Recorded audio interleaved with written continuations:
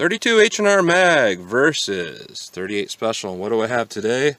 Well, you might notice there's two different brands on the table here, and the reason for that is because the Federal Personal Defense 32 H&R Magnum actually loads their ammo with XTP bullets, and you can see that very clearly with visual inspection. It's the same bullet, and it's also confirmed by an October 2010 issue of Shooting Illustrated magazine. And what do I have in comparison to that 32 H&R Mag? It's an 85 grain. I have the Fiocchi 110 grain plus P. And the reason why I chose this ammunition and these two revolvers is to make this test as fair as possible. I used 110 grain XTP, and it's the only ammunition that I could find using that 110 grain because Hornady does not load that. And the sectional density between the two is almost identical between the 85 grain 312 diameter versus the 110 grain 357 diameter. Also, the pressure between 32 H&R Mag and 38+P is almost identical. 21,000 psi for the 32 H&R Mag, maximum pressure 20,000 for the 38+P. So very, very comparable. And also, I use these two particular guns because the bullet travel from the nose of the bullet is exactly 2.2 inches and some change there. And the reason why is because that 38 Special revolver actually has a little bit longer cylinder, so that little bit less overall length of the 32 doesn't give it more particular bullet travel. So what we're going to do is we're going to test this ammunition and see how it performs. So we're going to go through the chronograph and see what kind of velocity and accuracy we're getting at the same time. And then, as always, we're going to go through the Juggernaut box, which contains a 1 3/4 inch pack of bologna covered by 4 layers of denim with a 1/4 inch medium density fiberboard behind it, followed by water jugs. And how that compares to ballistics gel, if you're wondering, the bologna pack represents about 6 inches of ballistics gel, and each subsequent jug after that equals about 3 inches of ballistics gel. So if we mark up the back of jug 1, that's 9 inches, jug 2, 12 inches, jug 3, 15 inches, jug 4, 18 inches. So what we're looking for is to get about the third jug is ideal for most ammunition. So let's get started with the test and see how the 32 H&R Magnum with the XTP bullet compares to the 38 Special with the XTP bullet and a plus P. So let's get started with the test. Alright, first up is the 32 H&R Magnum. I tried the 38 Special 10-15 rounds. Won't read it. We'll see if the 32 H&R Mag will read. 881, 916, 914, 932, 891. And I was aiming a little bit high. I'm going to try the 38 Special again and see if it'll actually read this time. Alright, 38 Special, I haven't messed with anything. We'll see if it reads.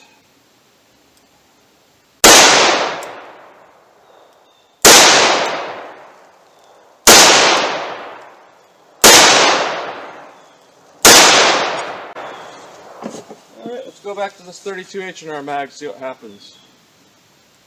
880. Interesting. So I don't know what they're doing to this ammo, but they're doing something to it to make it not read. I'm going to back up significantly, aim a little bit high so I don't shoot too low. Even get a read.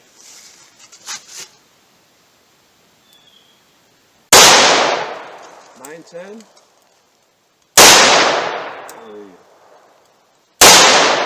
977. 1007.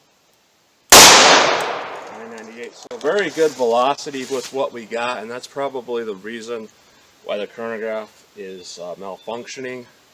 It's probably shooting powder out over the chronograph and messing with it. So not a very efficient round. A little bit too powerful for the snub nose. Recoil wasn't bad. 32 H&R was a lot better for recoil. Now let's hit the ballistic box and see how the two compare. Let's go with the 38 Special first and see what we get. It's a pretty powerful round in comparison to others, so I'm expecting pretty good damage. But we're looking for at least jug 2, the back of jug 2. That'll indicate 12 inches of penetration. That's going to be our minimum. Hopefully we can get into jug 3. So let's see what we get.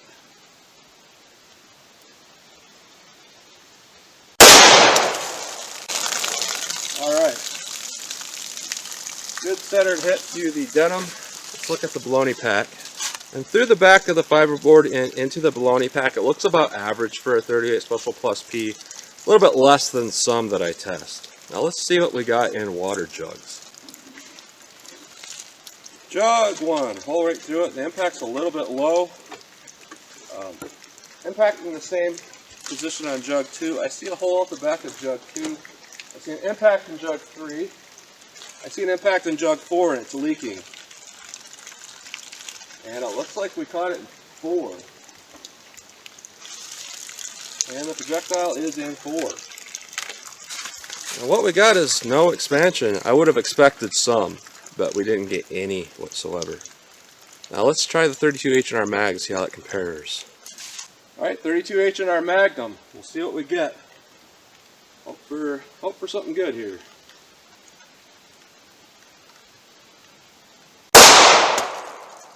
Almost no recoil. Honestly, it just feels like a 22 out of this gun. What I'm seeing is damage that looks pretty identical to the 38 Special. Now let's see what we got in water jugs.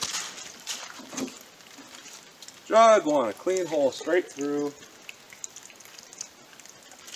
Jug 2. Actually pieces of fiberboard in jug 2. That pushed that in there pretty far. Jug 3, we got to pass through jug 3. Impact in 4. And there's a mark out the back of jug 4. And these are both indicating 18 inches of penetration.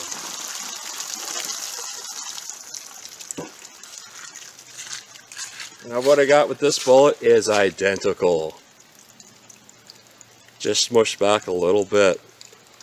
So with the power we were seeing with that 38 Special, I expected expansion and a little bit less penetration. Didn't expand at all. It should have at that velocity. However, we had an extreme spread there, so it might have been one of the low end velocity readings. That ammo is just kind of all over the place, and the fact that it won't read through the chronograph. I always get weird results with ammo that doesn't read through the chronograph, and I think that's because the powder that they're using, isn't burning up very efficiently in that barrel, so it gives us kind of wild velocity readings.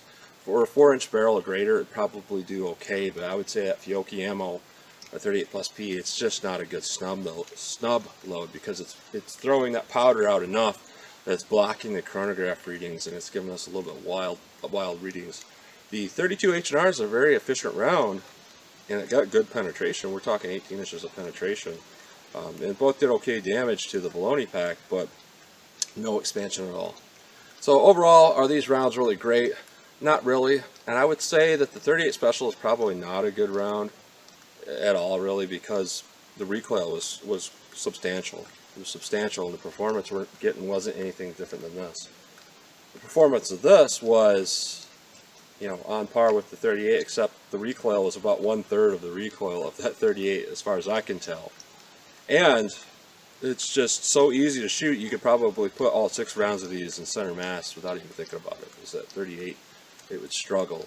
You would struggle to do that, and you wouldn't get any better performance. So that's what you get today with the XTP bullets. They are tough bullets, and I've said in the past, I think they're not really suited for 38 Special and the like, because they're a little bit too tough.